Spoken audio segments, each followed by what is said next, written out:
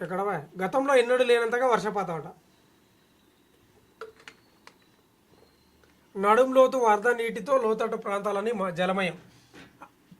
అనేక చోట్ల నీట మునిగిన ఇల్లు కాలరు. రోడ్లపై గంటల నిలిచిపోయిన వాహనాలంట. రవాణా రాకపోకలకు తీవ్ర అంతరాయం. నిర్మల్ జిల్లాలో వాగులో కొట్టుకుపోయిన ఎడ్ల బండి. మరో 2 రోజుల పాటు భారీ వర్షాలు హెచ్చరికలు జారీ చేసిన వాతావరణ శాఖ. వాన దేవుడా ఇట్లా దాకినవేందయ్యా మాకు? కన్నెర్ర చేసినావు కానీ మామూలు ఎర్రగా చేయలే, రక్తం కారుతుంది. ఏం వానలు, ఏం కథ! పంటలు నాశనమైనవి.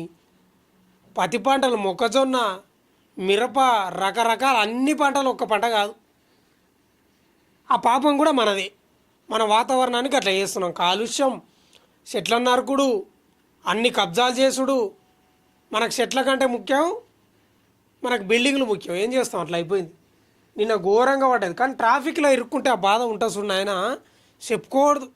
ఎందుకు వస్తే ఇంకా అనిపిస్తుంది. బండ్ల మీద నడుచుకుంటూ పోయింది బెటర్ అనిపిస్తుంది.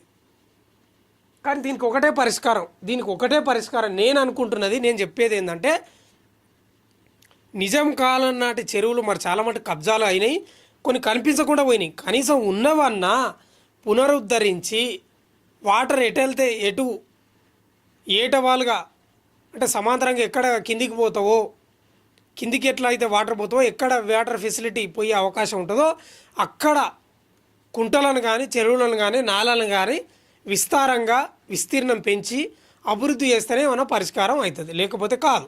ఎక్కడికక్కడ ఇప్పుడు హైదరాబాద్ నగరంలో కుంటలు పుట్టాలి, చెరువులు పుట్టాలి, నాళాలు పుట్టాలి, చిన్న చిన్న కాలువలు కూడా పుట్టాలి. అదే కాకుండా చెత్త పేరుకుపోకుండా ఎక్కడికక్కడ నిర్మూలించాలి. ఇది ఒక పాయింట్. ఇక ఈ ట్రాఫిక్ నుంచి మనం తప్పించుకోవాలంటే మెట్రో విస్తరణ మొత్తం జరగాలి అన్ని చోట్ల.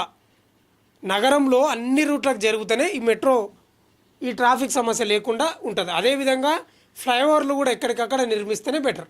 లేకపోతే